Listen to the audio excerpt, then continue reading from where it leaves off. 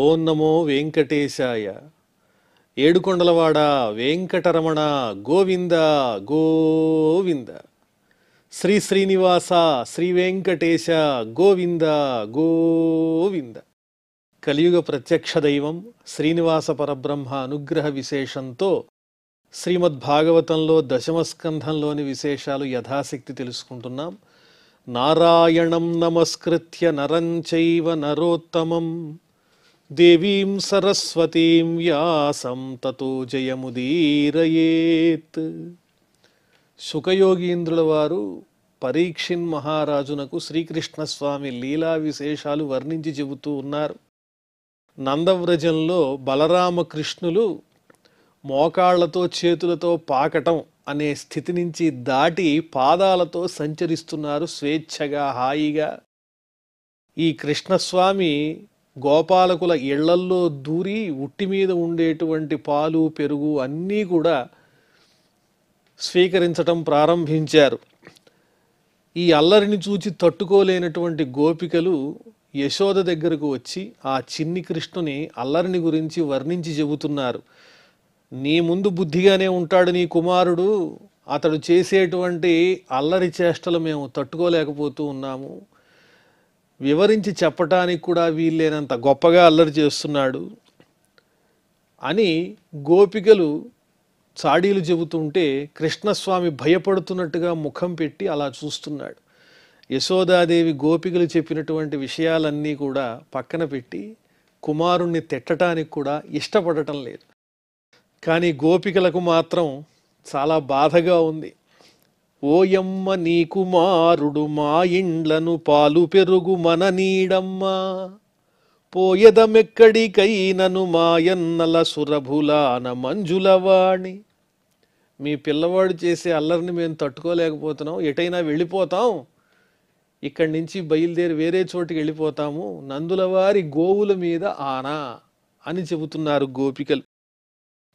ఏకదా క్రీడమానాస్తే రామాద్యా గోపదారకాః కృష్ణో మృదం భక్షితవానితి మాత్రే న్యవేదయన్. గోపికలు ఎన్ని విధాలుగా కృష్ణస్వామి అల్లర్ల గురించి వర్ణించి చెప్పినా యశోదాదేవి ఆ మాటల్ని పెద్దగా స్వీకరించలేదు. ఇలాంటి సందర్భంలో ఒకసారి బలరాముడు కృష్ణుడు ఆడుకుంటున్నారు తోటి గోపాలకులతో. ఆ సమయంలో ఆ గోపాలకులు వచ్చి యశోదాదేవికి శ్రీకృష్ణుని యొక్క అల్లరి గురించి చెబుతున్నారు. అమ్మా మీ పిల్లవాడు మన్ను తిన్నాడు అని చెప్పారు. కృష్ణో మృదం భక్షితవాన్, మీ అబ్బాయి మట్టి తిన్నాడని చెప్పారు ఆ గోపాలకులు. సా గృహీత్వా కరే కృష్ణం ఉపాలభ్య హితైషిణి యశోద భయ సంభ్రాంత ప్రేక్షణాక్షమభాషత. వెంటనే కృష్ణుణ్ణి చేత్తో గట్టిగా పట్టుకుని దగ్గరికి లాగి కేకలేస్తూ, ఏం కృష్ణ నువ్వు మన్ను తిన్నావా, నిజం చెప్పు అని కోపంగా అడుగుతూ ఉంటే ఆ పిల్లవాని హితాన్ని కోరి అడుగుతూ ఉన్నది యశోదాదేవి. ఆ బాలకుడు సామాన్యమైన పిల్లవాడనే మాయలోనే ఉంది ఆవిడ. యశోద భయ సంభ్రాంత ప్రేక్షణాక్షం. యశోదాదేవి ఆ శ్రీకృష్ణస్వామి మాయలో ఉంది. సరే, మరి కృష్ణుడు ఎలా చూస్తున్నాడు అంటే సాధారణమైనటువంటి పిల్లవానిలాగా భయ సంభ్రాంత ప్రేక్షణాక్షం. తల్లి కోప్పడుతోందనేటువంటి భయాన్ని తన కళ్ళల్లో చూపిస్తూ ఎంతో తల్లికి భయపడిపోతున్నట్లుగా ఆ భీతితో కూడినటువంటి చూపులతో చూస్తున్నాడు. అలాంటి కృష్ణస్వామితో యశోదాదేవి ఈ విధంగా కేకలు వేస్తూ అడుగుతోంది, ఏం కృష్ణ నువ్వు మన్ను తిన్నావా? కస్మాన్ మృద మదాంతాత్మన్ భవాన్ భక్షితవాన్ రహః వదంతి తావకాహ్యేతే కుమారాస్తే అగ్రజోప్యయం. మీ అన్న బలరాముడు కూడా చెబుతున్నాడు నువ్వు మన్ను తిన్నావని, ఇది నిజమేనా? కస్మాత్ మృదం, ఎందువల్ల నువ్వు మట్టి తినాల్సి వచ్చింది? అది తప్ప ఇంకా తినేటువంటి భక్ష్యాలు మధుర పదార్థాలు మన ఇంట్లో ఇంకేం లేవా? ఎందువల్ల ఇలా చేశావు? చపలగాత్ర అంటే చంచలమైనటువంటి పనులు చేసేటువంటి వాడ, అటువంటి ఏది పడితే అది తినేటువంటి నోటితో నువ్వు కనిపిస్తున్నావు నాకు, ఇంట్లో మధురమైన భక్ష్యాలేమీ లేవా? వదంతి తావకా ఏతే, ఇదిగో నీతో ఆడుకున్నటువంటి పిల్లలందరూ నీ గురించి ఈ విధంగానే చెబుతున్నారు. బలరాముడు చెబుతున్నాడు, రహస్యంగా నువ్వు మట్టి తిన్నావా, నిజం చెప్పని అడిగింది. శ్రీకృష్ణ ఉవాచ నాహం భక్షితవానంబ సర్వే మిథ్యాభిశంసినః యది సత్యగిరస్తర్హి సమక్షం పశ్యమే ముఖం. లేదమ్మా, నేను మట్టి తినలేదు. వీళ్ళంతా అబద్ధం ఆడుతున్నారు, వీళ్ళు చెప్పేదంతా మిథ్య. అంతేగా, సమస్తము తనలోనే ఉన్నటువంటి ఆ పరమాత్మునకు ఆ మట్టి తినాల్సినటువంటి అవసరం ఏమున్నది? ఈ భూమంతా కూడా ఆయనలోంచి వచ్చిందేగా, ఆయనలో ఉన్నదే కదా.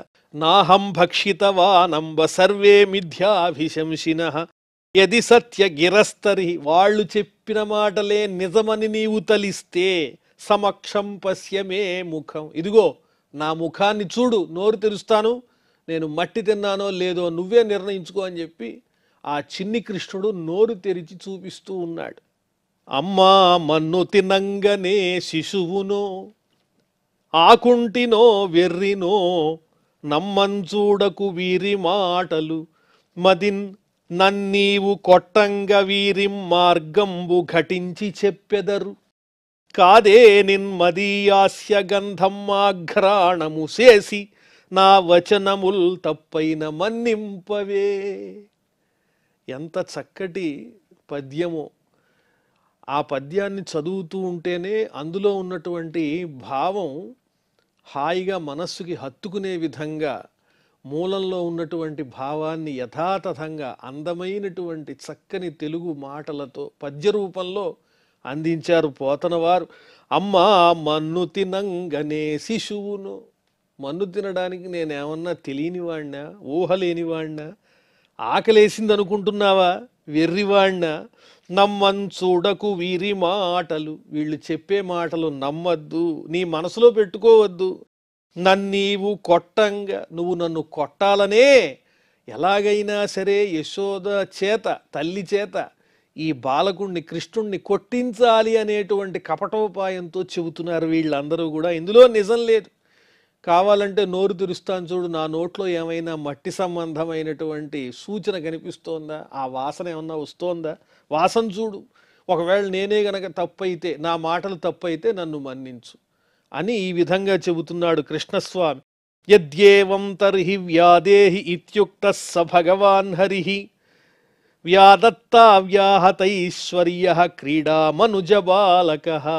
అవ్యాహతైశ్వర్య, అవిచ్ఛిన్నమైనటువంటి అడ్డులేని సంపదలు కలిగినటువంటి వాడు, ఈ సృష్టినంతటినీ తానే నడిపించేటువంటి వాడు, సృష్టించేటువంటి వాడు మన్ను తినడం ఏమిటి? అవ్యాహతైశ్వర్య, అవిచ్ఛిన్నమైన ఐశ్వర్యం కలిగినటువంటి ఆ పిల్లవాడు మరి మన్నెందుకు తిన్నాడు అంటే సాధారణ బాలకుల వలె ఒక లీలా విశేషాన్ని చూపిస్తున్నాడు. క్రీడా మనుజ బాలక, ఒక ఆటగా ఈ చిన్ని బాలకుని యొక్క రూపాన్ని ధరించి కనిపిస్తూ ఉన్నాడు, మానవ రూపంలో కనిపిస్తున్నాడు. ఇదంతా కూడా ఒక మాయే. యద్యేవం తర్హి వ్యాదేహి, అయితే నీ నోరు తెరు అని యశోద చెప్పంగానే పరమాత్ముడైనటువంటి ఆ శ్రీ మహావిష్ణువు వ్యాదత్త, వెంటనే నోరు తెరిచి చూపించాడు. సా తత్ర దదృశే విశ్వం జగత్ స్థాస్ను చఖం దిశః సాద్రిద్వీపాబ్ధి భూగోళం సవాయువగ్నీందు తారకం. ఆ నోరు తెరవంగానే ఆ బాలకుని ముఖంలో ఎంతో చిత్రం కనిపించింది. సమస్తమైన జగత్తు ఆయనలోనే కనిపిస్తూ ఉన్నది. విశ్వం, సమస్తమైన జగత్తు. జగత్ స్థాస్ను చఖం దిశః, చరాచరమైన స్థావర జంగమాత్మకమైన సమస్తమైన విశ్వం ఆయన ముఖంలోనే కనిపిస్తోంది.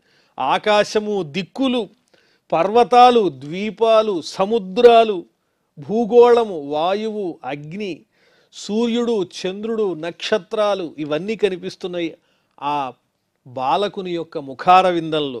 జ్యోతిశ్చక్రం జలంతేజో నభస్వాన్ వియదేవచ వైకారికాణీంద్రియాణి మనోమాత్ర గుణాస్త్రయ. సమస్తమైన జ్యోతిశ్చక్రం, నక్షత్ర మండలం అంతా కనిపిస్తోంది. సూర్యభగవానుడే కనిపిస్తున్నాడు. నీరున్నది, తేజస్సున్నది, వాయువు ఉన్నది, ఆకాశము కనిపిస్తున్నది. ఇన్ని మాటలేలా సమస్త ఇంద్రియములకు అధిష్టాతలైనటువంటి దేవతల యొక్క స్వరూపాలన్నీ ఆయన ముఖంలో కనిపిస్తున్నాయి. ఆ బ్రహ్మగారు కనిపిస్తూ ఉన్నారు. ఈ సత్వ రజస్తమో గుణముల నుండి ఉత్పన్నమైనటువంటి ఈ విశ్వమంతా ఆయన ముఖంలోనే కనిపిస్తోంది. ఆ లలితాంగి కనుంగొనె బాలుని ముఖమందు జలధి పర్వతవన భూగోళ శిఖితరణి శశి దిక్పాలాది కరండమైన బ్రహ్మాండంబున్. సమస్తమైన ఈ బ్రహ్మాండము ఆ బాలుని ముఖంలో ఆ యశోదాదేవి చూచింది. సముద్రాలున్నాయి, పర్వతాలున్నాయి, అరణ్యాలున్నాయి, భూగోళమున్నది. ఒకటేమిటి, అగ్ని, సూర్యుడు, చంద్రుడు అందరూ ఆయన ముఖంలోనే కనిపిస్తున్నారు. సమస్తమైన విశ్వము గోచరిస్తోంది. ఏతత్ విచిత్రం సహజీవకాల స్వభావ కర్మాశయ లింగ భేదం. ఒక్కసారి యశోదాదేవికి ఆశ్చర్యం కలిగింది. ఇది కళా నిజమా అని ఆవిడ తలపోస్తూ ఉన్నది. సూనోస్తనౌ వీక్ష్య విదారితాస్యే వ్రజం సహాత్మానమవాపశంకాం.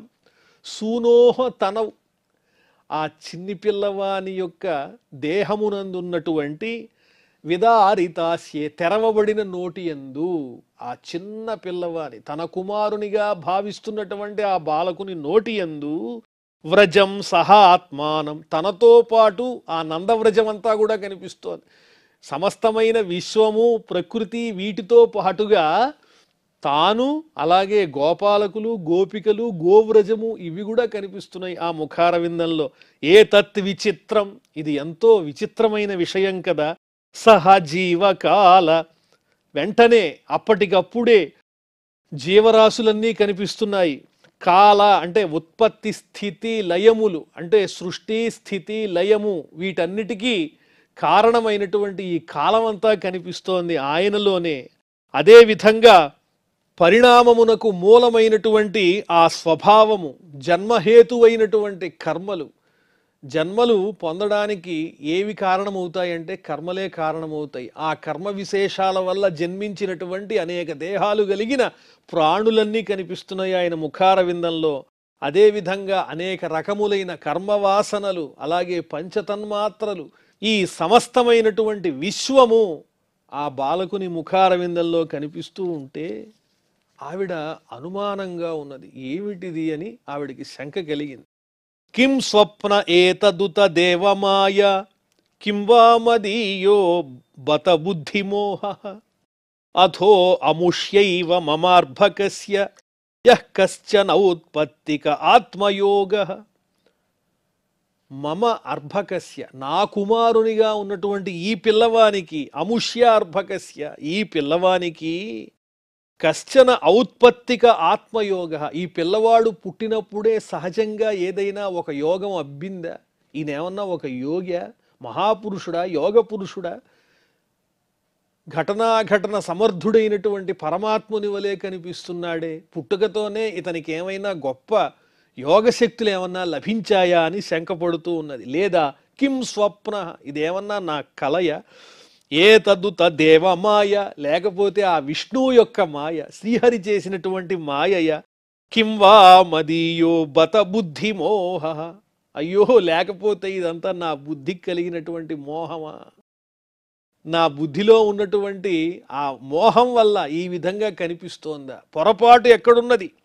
కలయో వైష్ణవమాయయో ఇతర సంకల్పార్థమో సత్యమో తలపన్నేరక ఉన్నదాననో యశోదాదేవి కానో పరస్థలమో బాలకుడెంత ఈతని ముఖస్తంభై అజాండంబు ప్రజ్వలమై యుండుటకేమి హేతువు మహాశ్చర్యంబు చింతింపగన్. ఇంత చిన్న పిల్లవాని ముఖంలో ఈ బ్రహ్మాండం అంతా కనిపిస్తోంది కదా. ఇది కళ, లేకపోతే విష్ణుమాయ, నా బుద్ధి వ్యామోహమా, లేకపోతే ఇది నిజమా? ఏమిటో నేను నిర్ణయించుకోలేకపోతూ ఉన్నాను. అసలు నేను యశోదాదేవినా కాదా? ఈ పిల్లవాడెంత, ఇతని ముఖంలో కనిపించేటువంటి ఈ చిత్రమేమిటి? పిల్లవాని ముఖానికి, ఆ పిల్లవాని వయసుకి, అతని ముఖంలో కనిపిస్తున్నటువంటి ఆ దృశ్యానికి ఏదైనా సంబంధం ఉన్నదా? ఇతడు ఒక యోగ పురుషుడా? పుట్టుకతోనే ఏదైనా గొప్ప యోగములు, సిద్ధులు ఏమన్నా సంప్రాప్తించాయా ఈ పిల్లవానికి అని యశోదాదేవి ఆశ్చర్యపోతూ ఉన్నది. అథో యథావన్న వితర్క గోచరం చేతో మనఃకర్మ వచోభిరంజస యదాశ్రయం ఏన యతః ప్రతీయతే సుదుర్విభావ్యం ప్రణతాస్మి తత్పదం. ఇది నా బుద్ధి వ్యామోహమా, లేకపోతే ఇతడు పుట్టుకతోనే ఏదైనా యోగసిద్ధులను పొంది ఉన్నాడా? ఇది విష్ణుమాయ అని పరిపరి విధాలుగా శంకను పొందినటువంటిదై ఆ తరువాత ఒక నిర్ణయానికి వచ్చింది యశోదాదేవి. ఇతడు సాక్షాత్తు పరమాత్మ స్వరూపుడే, ఆ శ్రీ మహావిష్ణువే తప్ప వేరొకరు కాదు అని నిర్ణయించుకుని అథో యథావన్న వితర్క గోచరం చేతో మనఃకర్మ వచోభి అంజస, తేలికగా మనస్సుతోనో మాటలతోనో లేకపోతే చేతలతోనో ఆ పరమాత్ముని యొక్క లీలా విశేషములను అర్థం చేసుకోవటం ఎవరి వల్ల కాదు. యదాశ్రయం, ఎందువల్లనంటే ఈ జగత్తంతా ఎవని ఆశ్రయంతో ఉందో, ఎవని యందు నిలిచి ఉన్నదో, ఎవని చేతనైతే ఈ జగత్తు నడుస్తోందో, ఎవని చేత సృష్టింపబడిందో, యతః ప్రతీయతే, ఎవని నుండి ఈ జగత్తంతా ద్యోతకమవుతూ ఉన్నదో, సుదుర్విభావ్యం ప్రణతాస్మి తత్పదం, అటువంటి ఊహకందని అచింత్యమైన దివ్యస్వరూపుడైనటువంటి ఆ పరమాత్మను ప్రణతాస్మి తత్పదం, ఆ పరమాత్మ యొక్క పాదపద్మాన్ని నేను నమస్కరించుచున్నాను. ఈ సృష్టికి కారకుడు ఆ స్వామి నుండే ఈ జగత్తంతా ఉద్భవించింది. మాటలతోనూ చేతలతోనూ అలాగే మనస్సుతోనూ ఊహింపనలవి కాని దివ్యమైన లీలా విశేషములు కలిగినటువంటి వాడు. ఎంత ఆలోచించినా అది అర్థం కాదు. అలాంటి పరమాత్మ స్వరూపమే తప్ప ఇక్కడ కనిపించేటువంటి ఈ స్వరూపం వేరొకటి కాదు అని ఆమెకు నిజమైనటువంటి భగవత్ తత్వజ్ఞానం కలిగింది యశోదాదేవికి. అహం మమాసౌ పతిరేష మే సుతో వ్రజేశ్వరస్య అఖిల విత్తపాసతి గోప్యశ్చ గోపాః సహ గోధనాశ్చ మే యన్మాయయేత్థం కుమతి సమే గతి. ఇది ఒక భాగవతంలో చెప్పబడిన నిజమైన సారమని చెప్పచ్చు ఈ శ్లోకాన్ని. అంత అద్భుతమైన విషయం ఉంది. ప్రతి ఒక్కరికి ఇందులో ఉన్నటువంటి సారాంశం మనస్సుకి సత్యంగా అవగాహన అయితే నిజంగా పరమాత్మ యొక్క అనుగ్రహాన్ని సాధించవచ్చు. అంత గొప్ప విషయం ఇందులో చెప్పారు. యశోదాదేవే చెబుతోంది. సాక్షాత్తు పరమాత్మునికి తల్లిగా నిర్ణయింపబడినటువంటి యశోదాదేవి ఆవిడ కూడా ఈ విధంగా ఆలోచన చేస్తూ ఉన్నది. చూడండి ఎంత గొప్ప ఆలోచన. ఇతడు నా భర్త, ఇతడు నా కుమారుడు, నేనెవరు? ఇక్కడున్నటువంటి గోకులానికంతటికీ పతి అయినటువంటి ఆ నందుని యొక్క భార్యను. నా చేత్తోనే వ్యవహారాలన్నీ నడుస్తూ ఉంటాయి. ఆర్థిక సంబంధమైన లావాదేవీలన్నీ నేనే కదా చక్కబెట్టేది. ఇదిగో ఈ పిల్లవాడు నా పిల్లవాడు, వీళ్ళంతా కూడా నేను చెప్పినట్టు చేస్తూ ఉంటారు. ఎందువల్ల? నేను నందుని యొక్క భార్య అయిన యశోదను. కాబట్టి నేను ఇంత గొప్పదాన్ని. ఈ గోవులు, గోపికలు, గోపాలకులు వీళ్ళంతా కూడా ఇదిగో నా ఎదురుకుండా ఉన్నారు, నేను చెప్పినట్టు నడుచుకుంటూ ఉంటారు అని ఇన్నాళ్ళు కూడా నేను ఒక మాయలో ఉన్నాను. యన్మాయయేత్థం కుమతి సమే గతి. అలాంటి మాయని కల్పించినటువంటి వాడు కూడా ఈ పరమాత్ముడే కదా. స్వామి, నీ మాయలో నేను చిక్కుకుని ఇన్నాళ్ళు కూడా ఈ కనిపించేటువంటిదంతా నిజమని భ్రమించాను. ఇతడు నా పతిని, ఇతడు నా కుమారుడని, ఈ ధనము వైభోగం నాదని, నేను బాగా పరిపాలన చేస్తూ ఉంటానని, గోవులను, గోపాలకులను, గోపికలను వీళ్ళందరినీ నియంత్రించి నడిపించేటువంటి దాన్ని, నందుని యొక్క భార్యను నేను అనేటువంటి ఆలోచనలో మాయలో ఉన్నాను.